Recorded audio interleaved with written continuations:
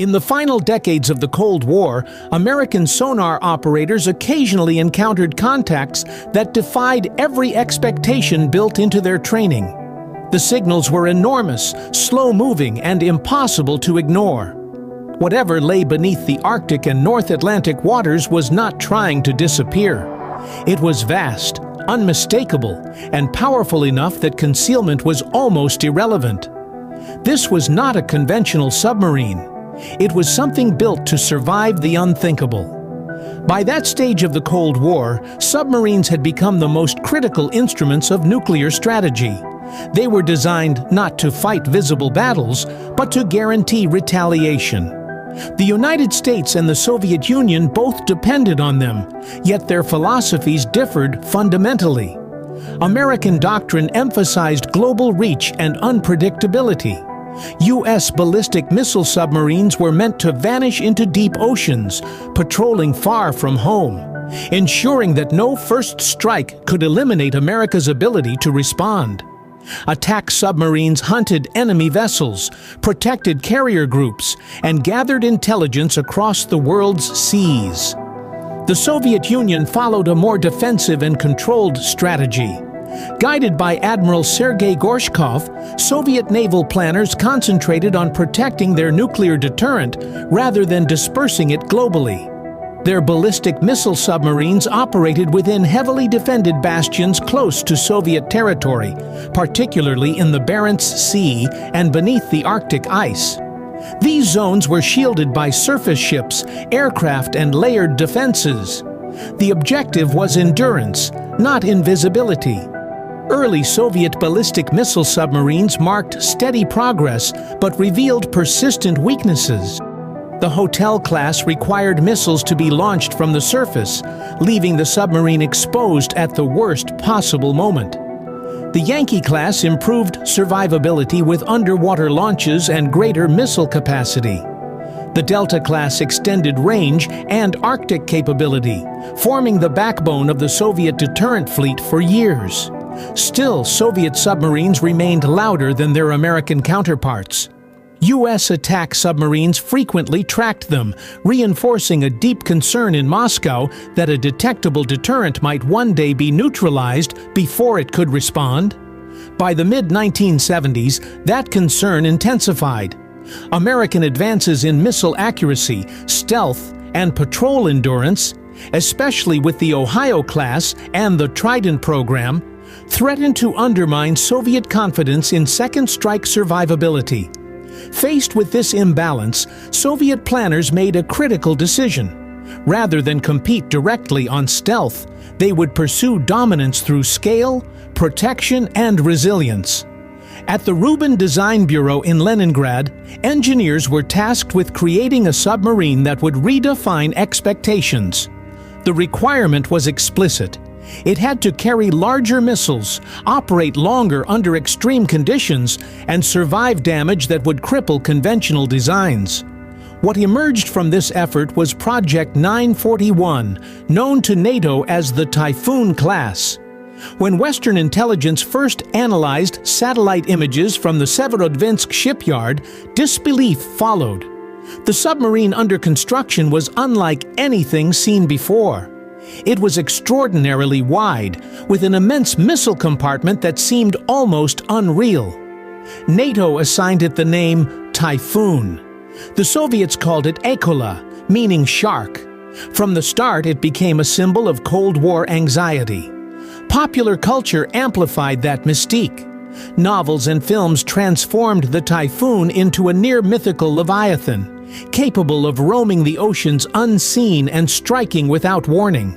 While some of those portrayals were exaggerated, the real vessel required little embellishment. It was, and remains, the largest submarine ever built. At more than 170 meters in length and displacing nearly 48,000 tons when submerged, the Typhoon was closer to a submerged fortress than a traditional submarine. Its most distinctive feature was its unconventional structure. Instead of a single pressure hull, it used two full-size parallel pressure hulls separated by a central missile compartment. This configuration dramatically increased internal volume, buoyancy, and structural strength. Between these hulls sat 20 massive R-39 submarine-launched ballistic missiles. Each missile carried multiple independently targetable nuclear warheads, giving a single Typhoon the ability to strike up to 200 targets across continents. This was not subtle deterrence. It was a declaration of assured destruction. Despite its purpose, the Typhoon was designed with crew endurance in mind. Patrols beneath the Arctic ice could last more than 4 months.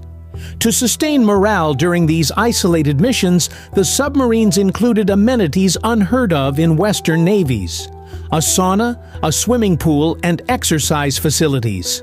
For the Soviet Navy, it represented an unprecedented investment in human sustainability as well as firepower. Yet size came with consequences. While American submarines refined quiet propulsion and acoustic masking, the Typhoon prioritized survivability. Its reactors, turbines, and sheer mass made it louder than the Ohio-class. Western submariners often noted that Typhoons could be detected at greater distances. But Soviet doctrine assumed that in a nuclear conflict, redundancy and structural resilience might matter more than silence. Powering this giant required immense energy. Each Typhoon carried 2 nuclear reactors driving steam turbines that produced tens of thousands of horsepower. This allowed it to remain submerged for months without refueling and to reach underwater speeds exceeding 25 knots. Its reinforced pressure hulls allowed operations at depths around 400 meters, with margins believed to be significantly greater. The Typhoon was also built for a specific battlefield.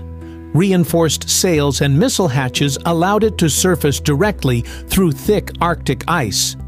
The frozen polar ocean became its refuge, shielding it from satellites and limiting enemy detection. Within these icy bastions, the submarines waited, protected by Soviet air and naval forces, prepared to respond if deterrence failed.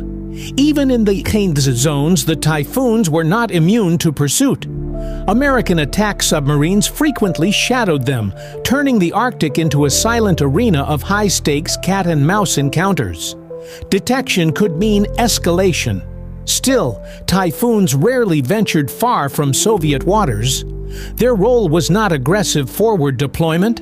It was survival under worst-case conditions. When the Soviet Union collapsed in 1991, the logic behind the Typhoon collapsed with it.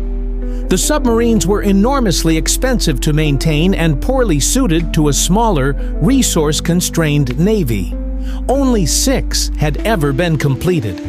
Over the following years, most were dismantled under international arms reduction agreements, with U.S. funding assisting in their destruction. 1 vessel remained.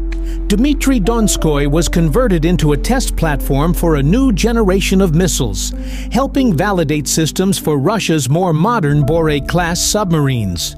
Even that role ended quietly. In 2023, the last Typhoon was officially decommissioned, closing a chapter that had lasted more than 4 decades.